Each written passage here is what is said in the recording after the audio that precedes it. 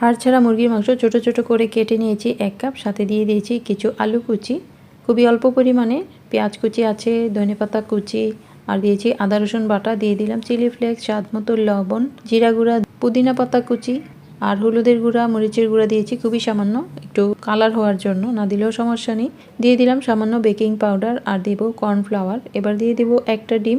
ডিম দেওয়ার পরে যদি বেশি নরম মনে হয় তখন আবারও একটু কর্নফ্লাওয়ার দিয়ে নিতে হবে।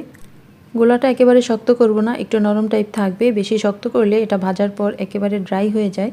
তো আমি আবারও একটু কর্নফ্লাওয়ার দিয়ে নিয়েছি আর দিয়ে দিয়েছি কাবাব মশলা। এবার একসাথে মেখে আমি তেলে দিয়ে দেব।